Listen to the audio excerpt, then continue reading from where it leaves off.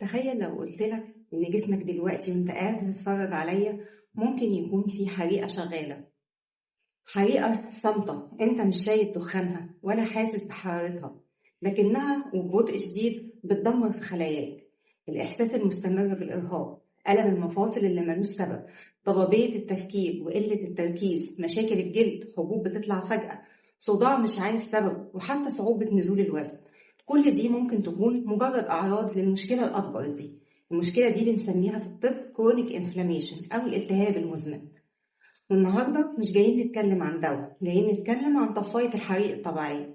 هنتكلم عن الانتي انفلاماتوري دايت أو الدايت المضاد للالتهابات، مش دايت للكرش ولا ترند جديد، لكن أسلوب أكل بيطفي النار اللي شغالة جوه جسمك من غير ما تحس. هقولك يعني إيه التهاب أصلا، ومكونات الدايت ده إيه، ومين أكتر ناس محتاجينه، وهل هو فعلا صحي ولا ليه عيوب. حضر مشروبك الصحي، ورقة وقلم، ويلا بينا نبدأ رحلة التعافي.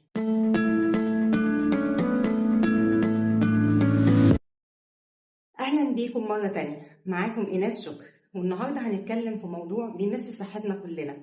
علشان نفهم الدايت ده لازم نفهم يعني إيه التهاب أو انفلاميشن. الالتهاب في حد ذاته مش شر، هو رد فعل طبيعي من الجسم علشان يحمينا. فلو اتجرحت في صباعك، الاحمرار والورم اللي بيحصل ده اسمه acute inflammation أو التهاب حاد، وده رد فعل مناعي عبقري عشان يحميك ويخفف الجرح عن طريق استدعاء الأجسام المضادة والانفلاماتوري ميدياتورز، المواد اللي بتساعد على وقف النزيف والتئام الجرح.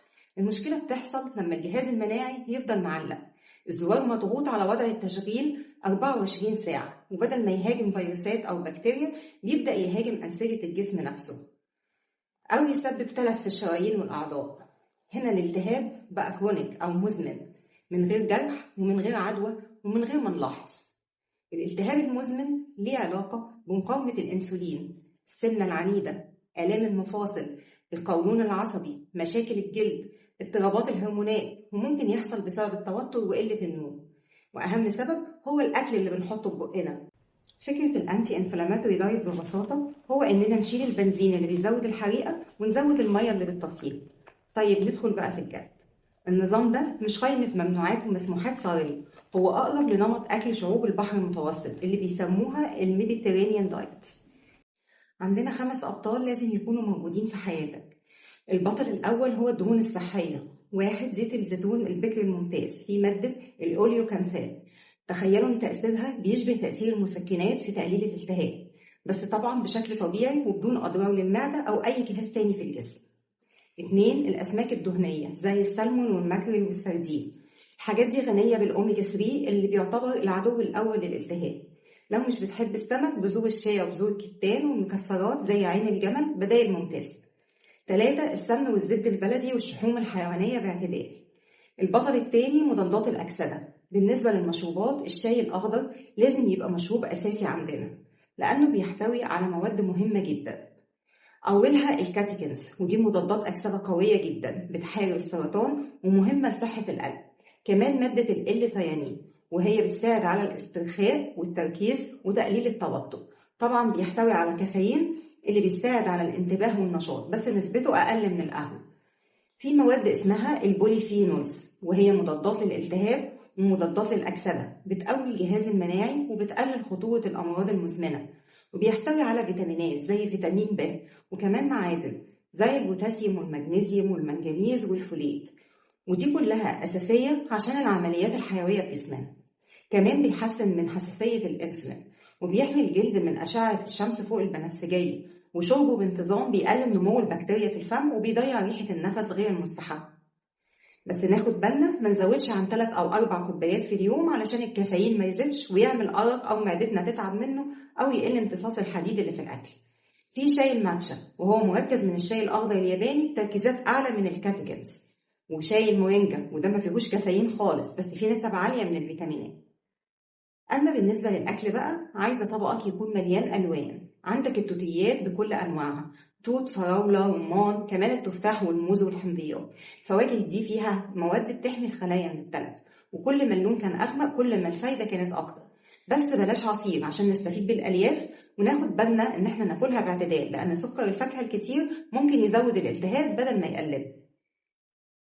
البطل الثالث هو الخضروات الورقية والكرنبية. السبانخ، الكرنب، القرنبيط، البروكلي، دول مش مجرد زينة في الطبق، دول فيهم فيتامين كاف وفيهم مواد بتساعد الكبد على التخلص من السموم اللي بتسبب الالتهاب. فلفل ألوان، جزر، بنجر، مضادات الأكسدة اللي فيهم بتكسر دايرة الالتهاب. البطل الرابع البروتين النضيف. السمك زي ما قلنا، البيض اللي مليان مايكرو وماكرو نيوترينز، الدجاج، البروتين النباتي، العدس والفول والحمص، واحتمال نزود بعد كده اللحوم الحمراء وتكون فيها دهون بعد تعديل الهرم الغذائي الجديد طبعا بعد الدراسات. ناخد بالنا ان قله البروتين نفسها بتزود الالتهاب، لان الانزيمات والاجسام المضاده اللي بتصلح جسمنا هي في الاصل بروتينات. البطل الخامس صيدليه التوابل. الكركم وتحديدا ماده الكركمين اللي فيه، والزنجبيل، القرفه والثوم، دي مش نكهه بس، دي علاج. رشه كركم مع رشه فلفل اسود عشان نزود امتصاص الكركمين. الرشه دي على اكلك كفيله انها تعمل فرق كبير. زي ما دخلنا الأكلات العلاجية، لازم نتخلص من الأكل المسبب للالتهاب. في أكلات بتشتغل كأنها جرس إنذار للمناعة، بتقول للجسم هاجم حالا. أولا الكربوهيدرات المكررة، الدقيق الأبيض والمخبوزات والسكر الأبيض، دول بيرفعوا الأنسولين بسرعة الصاروخ، والأنسولين العالي صديق للالتهاب. ثانيا اللحوم المصنعة، لانشون، سجق، هوت دوج، بسطرمة، دي للأسف مليانة نترات ومليانة صوديوم، وديت مسرطنة وبتحفز خلايا المناعة وبتزود الالتهابات بصفة عامة في الجسم. تالت حاجة الزيوت النباتية المهدرجة والمقليات. زيت الذرة وعباد الشمس ومعظم الزيوت النباتية لما بيتعرضوا لحرارة عالية بيتحولوا القنابل موقوتة من الأوميجا 6. أوميجا 6 ده كترته بتزود الالتهاب في الجسم، احنا عايزين نزود الأوميجا 3 بس. طيب هل النظام ده يصلح لكل الناس؟ الإجابة المختصرة بنسبة كبيرة أيوة، هو مفيد لأي حد إلا المرضى اللي عندهم نقص حاد في مغذيات معينة، ودول لازم يتحط لهم نظام غذائي خاص بيهم. لكن في ناس بالنسبة لهم النظام ده مش رفاهية، ده علاج ضروري، وهم مرضى المناعة الذاتية أو الأوتو إميون ديزيز زي الروماتويد والذئبة الحمراء، مرضى السكر من النوع الثاني ومقاومة الأنسولين، مرضى القلب لأنه هو بيحمي الأوعية الدموية، اللي بيعانوا من مشاكل الجلد زي الإكزيما وحب الشباب المستمر، اللي بيعانوا من آلام المفاصل أو تكيس المبايض، الستات قبل وبعد سن اليأس، وأي حد بيعاني من إرهاق مزمن ومش لاقي سبب واضح للإرهاق اللي عنده ده. عشان نكون أمناء ومنطقيين، هل النظام ده خالي من العيوب؟ هو فعلا ملوش أضرار صحية، لكن ليه تحديات أو ليميتيشن لازم تكون عارف. أولا هو مش سحر سريع، مش هتاكل طبق سلطة النهاردة تصحى بكرة تلاقي شكواك اختفت، ده نمط حياة تدريجي بياخد أسابيع وشهور عشان تشوف نتيجته في تحاليلك وصحتك. ثانيا في اختلافات فردية، في أكل صحي نظريا بس ممكن يسبب التهاب ليك أنت، زي الطماطم والبدنجان ممكن تتعب مرضى الروماتويد، وهنا بيجي دور المراقبة والتجربة. ثالثا هو مش بديل عن الدواء لو الحالة محتاجة العلاج دوائي. رابعا التكلفة والتجهيز، بيحتاج طبعا وقت للطبخ وممكن يكون مكلف شوية، بس تكلفة المرض أغلى بكتير. في نهاية الحلقة لازم تعرف إن صحتك بتبدأ من الطبق بتاعك، كل لقمة بتاكلها إما بتغذي المرض أو بتحاربه.